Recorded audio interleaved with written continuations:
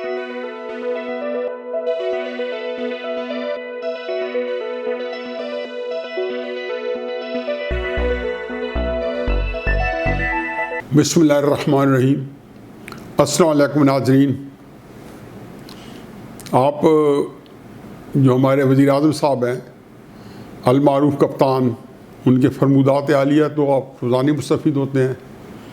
अगर कोई तकरीर के लिए ना जाना पड़े तो किसी न किसी टीवी चैनल को बुला लेते हैं और वो बहाना ढूंढते हैं कि शाम को जब टीवी देखें तो उनको अपनी शक्ल नज़र आनी चाहिए। बहरहाल बड़ी ज़बरदस्त बात की उन्होंने, पहले भी कई जावी से कर चुके हैं और ये बात उनको करनी ही चाहिए थी, इसके अलावा उनके पास चॉइस ही नहीं थी। और बात क्या है, नया पाकिस्तान कोई बटन नहीं है कि जो दबा के आ जाएगा, ये प्रोसेस का हिस्सा है। भाई आप पे कब इंकशाफ हुआ?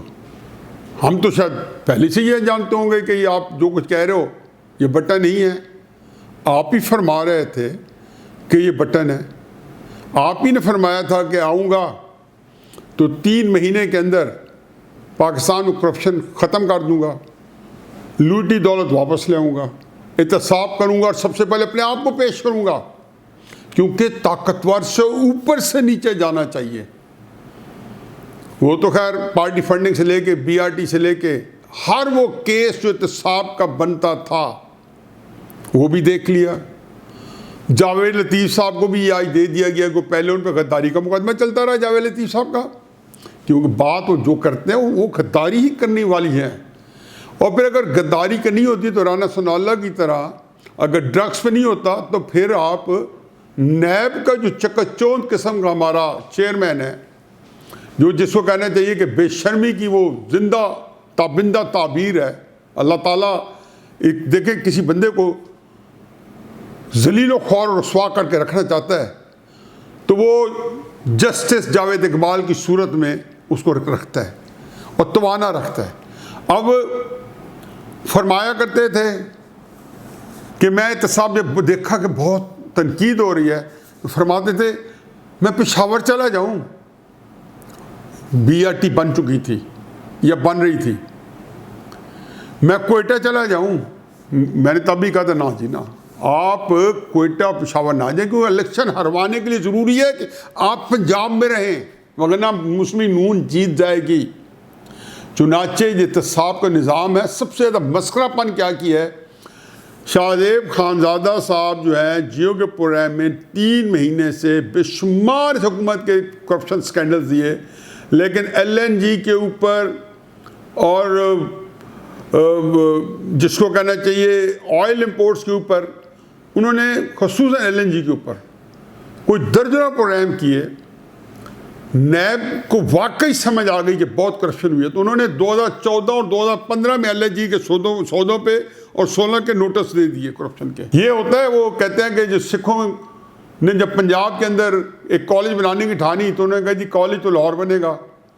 झगड़ा हो गया जी कि नहीं अमृतसर बनना चाहिए, तो उन्होंने कहा ऐसा करते हैं कि कॉलेज बना लेते हैं लाहौर में और हॉस्टल बना लेते हैं अमृतसर में। ये बिल्कुल ऐसा ही है। हमारे चेयरमैन नैब साहब जो हैं उन्होंने देखा कि अच्छा LNG पे करप्शन हो रही है, तो देखो भाई चलो लाओ, और पता चला कि जो सबसे सस्ते सौदे हुए हैं आज की तक की तारीख में और सबसे महफूज हुए हैं उनके ऊपर। और फिर उसके अंदर तो एक और चीज़ है, वो कहते हैं ना कि शौक गुलबोसी में कांटों पे ज़बान रख दी। वो दूसरे एंड पे कतरी गवर्नमेंट इन्वॉल्व है। कतरी गवर्नमेंट का मतलब है कि अमीर कतर। तो अब आए आगे बढ़ें और इसको आगे चलाएं। तो खैर ये नया पाकिस्तान इमरान खान साहब का, इन्होंने क्या क्या नहीं करना था। 8000 अरब टैक्स इकट्ठा करना था, कहते थे मैं इकट्ठा करूँगा, मैं 1 साल में। इनको बताते जाएं एक एक चीज़ के ऊपर, स्कूलों के और कॉलेजेस के और अस्पतालों के जाल बिछाने थे। और वो जो थे एक हमारे एक मस्करा किस्म का एक आदमी आया था साकिब निसार, जिसने अल्लाह ताला ने उसको भी जिसको जिल्लत और ख्वारी के वो है ना, वो बड़ा ज़बरदस्त नावल हुआ करता, जिल्लतों के मारे लोग, तो इस तरह की कबील और इस तरह की क्लब के अंदर डालना था। तो उन्होंने एक दफ़ा सोचा कि मैं इमरान खान साहब की भी जाके चेक करूँ और कुछ तारीफ़ करूँ। तो लेडी रीडिंग हॉस्पिटल पेशावर पहुँच गए और अय्यूब मेडिकल कॉम्प्लेक्स एबटाबाद पहुँच गए। वहाँ पता चला और देखा तो उन्होंने कहा जी यहाँ कुत्तों के, जिसको कहना चाहिए जगह, जो एनिमल हॉस्पिटल है वो इससे बेहतर हालत में है। और ये उनको जो है जिनको ये सनदें देते फिर रहे थे, तो इमरान खान साहब जो है उन्होंने अस्पतालों के उसके अलावा जाल बिछाने थे, कॉलेज यूनिवर्सिटीज़ के, करप्शन ख़त्म करनी थी। इमरान खान आएगी $200 लाएगी, 100 इधर मारेगी, 100 इधर मारेगी, खुद करप्शन के हैवी ड्यूटी स्कैंडल में फंसे हुए हैं और बता रहे हैं जी कि मोटरवे में हमने कमाई बढ़ा दी है। भाई क्यों नहीं बढ़ेगी कमाई? शक्कर से आपने मोटरवे शुरू कर दी है, ट्रैफिक उसकी 4 गुना बड़ी हो गई है, कमाई उसकी बड़ी नहीं होनी चाहिए? क्या लोगों के साथ, क्या धोखेबाजी, क्या चालाकी, क्या मक्कारी, क्या फरेबकारी आप लोगों ने, और कहाँ तक पहुँचे जाते हो? ये तो खैर अल्लाह ताला ने इनको अपने तौर पे एक निज़ाम बना दिया है। और मुझे अफसोस ये है कि जो इनको लाए हैं उनकी तनदेही, उनकी डिटर्मिनेशन, उनकी मुस्तकिल मिजाजी, उनका इस्तेकाम, उनका जो यकीन मोहकम, मैं देख के हैरान हो जाता हूँ। अफसोस मुझे ये होता है, 70 साल से मैं देख रहा हूँ कि ये तबका जो पाकिस्तान की सियासी उखाड़ पे चाड़ के अंदर खम ठोक के, सीना तान के सामने आया हुआ है, जैसे हमें कोई 15 किस्म के निज़ाम दिए, मार्शल आर्ट दिए, दरमियानी मार्शल आर्ट दिए, कभी ख्वाजा नाज़मुद्दीन साहब को हटा के मोहम्मद अली बोगरा को लेके आए, मोहम्मद अली बोगरा को उठा के मोहम्मद अली चौधरी मोहम्मद अली को लेके आए, और पूरे के पूरे किसी को हटा के इधर का हटा के उधर पाकिस्तान को तोड़ के फिर एक निज़ाम चलाया। ये सारे उसमें मुलव्वस रहे हैं। किस का बदला लेते रहे पाकिस्तान से कि पाकिस्तान ने इनको सबसे ज़्यादा ताकतवर बनाया, सबसे ज़्यादा इनको बेहतरीन सैलरी, अपने रिसोर्सेज से सिविलियन से बेहतर इनको जिस एहतमाम से रखा, और उसको भी छोड़ें। आजकल जो हालात हैं, क्या आपने देखा नहीं है कि सी पैक जो हमें 7वें आसमान तक पहुंचाने वाला था, अब वो अफगानिस्तान में शिफ्ट हो गया है।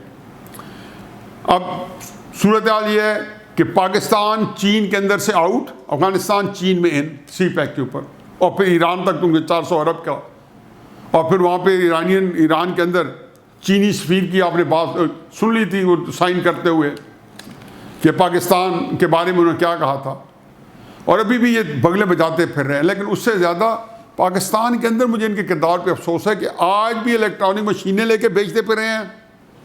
नवाज शरीफ साहब को सियासत से बैर करने के तरीक़ाकार ढूंढ रहे हैं, मरीम नवाज साहबा को बैर रखने के तरीक़ाकार ढूंढ रहे हैं, मुस्लिम नून के अंदर नकबजनी के ऊपर फिर तुले हुए हैं। 8-10-15 लीडर्स के फाइलें दिखा के, उनकी करप्शन दिखा के उनको राम करने के चक्कर में उनको शीशे में उतारा हुआ है। मेरी उनसे सिर्फ एक ही गुजारिश है कि 70 साल से आप इस मुल्क को चो रहे हैं, आप इस मुल्क की मिल्किंग कर रहे हैं। कौन सी वो बात आपके इस मुल्क की नागवाज गुजरी है कि आप इसको ज़िबा करने पे तुल गए हैं?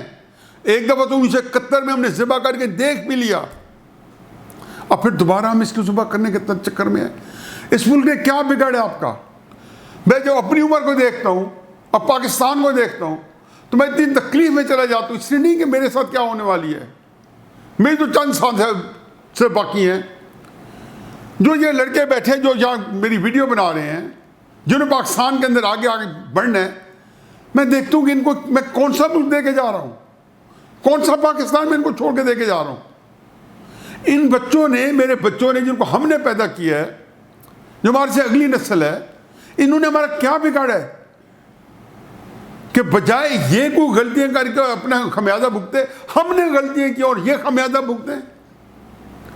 और जिम्मेदार कौन है? वही लोग हैं जो 70 साल से मिल्किंग कर रहे हैं, इसको चो रहे हैं और आप इसको ज़िबा कर रहे हैं। ये जो आप आजकल जिस काम में लगे हुए हैं, ये काम जो है यही कि ना आपने मुल्क को इधर का छोड़ा है, ना इस मुल्क को उधर का छोड़ा है, और आप दरमियान फंसे हुए, फंस के जहाँ शिकंजे अंदर एवं गन्ना, आप उस तरफ फंस के रह गए हैं। एक पेज के ऊपर, किस कानून के तहत आप हुकूमत एक पेज के ऊपर हैं? वो आइन की शक तो दिखा दें जिस पे आप लोग इतराते फिर हैं कि हम इनके पीछे खड़े हैं, हमारे पीछे खड़े हैं। इमरान खान कहते हैं फौज में मेरे पीछे खड़ी है। वो आइन की कौन सी शक है जिसके तहत आपने ये फरीज़ा जो है कौमी सलामती का और वसी तर कौमी मफादात का पूरा कर रहे हैं? दूसरी तरफ एक और तमाशा लगा अपोजिशन का, उनका क्या रोना रोए, शहबाज बिलावल भाई भाई, मुफाहमत मुजामत। अभी एक प्रोग्राम में गवर्नर ज़ुबैर साहब मेरे साथ थे, सलीके के आदमी है वो, मुझे पता है कि उन बेचारों के अंदर क्या, उनके अंदर दिल के फपूले किस तरह जल रहे हैं, उनके सीने के अंदर कितने दाग हैं कि जो कुछ हो रहा है। लेकिन हर एक को पता है कि मुस्लिम लीग नून का इस वक्त क्राइसिस ये नहीं है कि क्या हरकतें कर रहे हैं मुफाहमत की मुजामत की। उनका क्राइसिस ये है या होना चाहिए कि उनका जो वर्कर है वो डिमोरलाइज हो गया है, वो बहाने मांगता है अपनी जोशो खरोश बढ़ाने के, और मुस्लिम नून वो सारी वारदातें करती है जिससे उनका जोशो खरोश जो पैदा हो रहा है वो ख़त्म हो। अब बड़े फ़ख्र से बताते हैं कि हमारे बड़े इख्तलाफात हैं, बड़ी अच्छी बात है आपके इख्तलाफात हो। पार्टियों के इख्तलाफ जो होते हैं वो बीच चुराहे में नहीं होते। आप भले से सर फटोल करें कमरों के अंदर, बैठ जो बयानिया होगा नवाज शरीफ लीडर है तो उसका माने, जो शहबाज शरीफ लीडर है तो उसका माने। फिर मुझे इनकी बात समझ नहीं आती कि ये कौन सी सियासत जो है शहबाज शरीफ से चमकाना चाहते हैं। क्या वो पाकिस्तान में कोई बहुत बड़ा काम करना चाहते हैं, बता दें ताकि हम उनके साथ खड़े हो जाएं, या सिर्फ महज इक़्तिदार के लिए कि उनका जो शौक़ है इमरान खान के साहब की तरह शेरवानी पहनने का वो पूरा होना चाहिए, उसकी कास्ट क्या पार्टी को अदा करनी चाहिए। पार्टी खड़ी है यकसू हो के मरीम नवाज साहबा के पीछे। बड़े पार्टी के नवाज शरीफ साहब और शहबाज शरीफ साहब क्या फैसला कर रहे हैं, क्या उनके ज़हन पे है, किसी को शेयर करने पर तैयार भी नहीं है और ना पता चलता है। बयानिए दो दे के पूरे अपने वर्कर्स को कंफ्यूज किए हुए। बिलावल साहब और शहबाज शरीफ साहब के अंदर कितनी हम आहंगी है, जरदारी साहब और शहबाज शरीफ साहब में कितनी हम आहंगी है कि सारे के सारे मुफादात की है। भाई आप लोगों ने, अगर आपके ढिड में पीड़ है तो आपने वो गाजरें क्यों खाई थी? प्रॉब्लम आपके ज़ाती हैं, फाइल आप लोगों की बनी हुई हो, भुगते पाकिस्तानी कौम। मुझे फाइल दिखाएं, मैं कभी तो पाकिस्तानी कौम को सजा नहीं दूंगा, मैं किनारकश हो जाऊंगा, बता दूंगा भाई नहीं है हिम्मत आगे बढ़ने की। मैं ये तो नहीं कहूँगा ना कि मैं उसके बाद आके टीवी के ऊपर वही नूरे बसीरत आम कर रहा हूँ जो आजकल कर रहा हूँ, ताकि लोगों को गुमराह करूँ अगर मैंने कोई बेहतर बात कर ली है।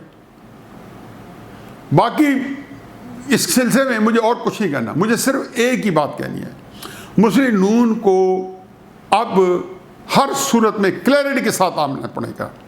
ये चीज़ जो है बाइस शर्म है मुस्लिम नून के लिए कि उनके पास दो बयानी हैं, दो तर्जमान हैं, दो चीज़ें हैं, और इसके अंदर जो है लोग जो हैं उनसे बात ही नहीं बनती।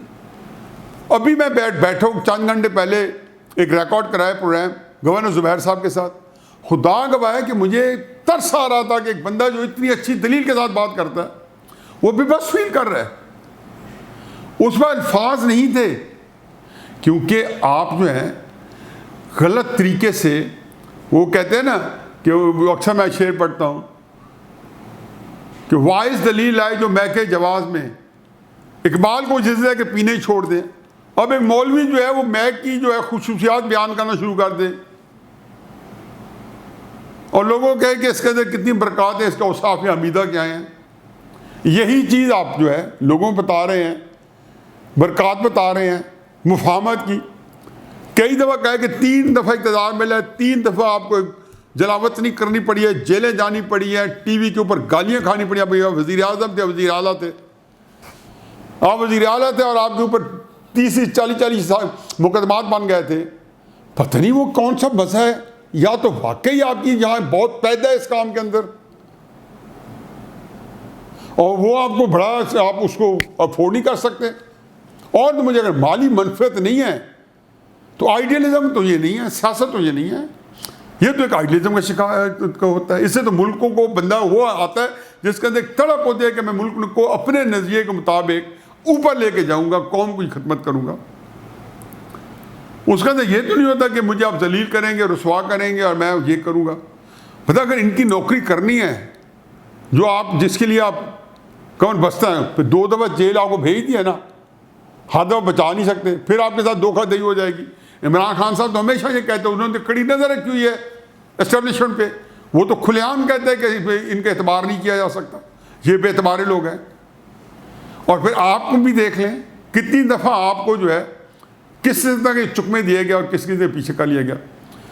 तो इस वक्त पाकिस्तान जो है एक इंतहाई तकलीफ देह सूरत हाल से जा रहा है, क्योंकि एक होती है हुकूमत और एक होती है अपोजिशन। हमारे यहाँ चूँकि 3 पावर सेंटर है, एक हुकूमत है, एक एस्टेब्लिशमेंट है, एक अपोजिशन है। तीनों जो हैं अपनी अपनी करतूतों की वजह, अपनी अपनी लालच की वजह से, अपनी खुदगर्जी की वजह से, अपनी मुफाद परस्ती की वजह से तीनों तनज़्ज़ुल का शिकार है।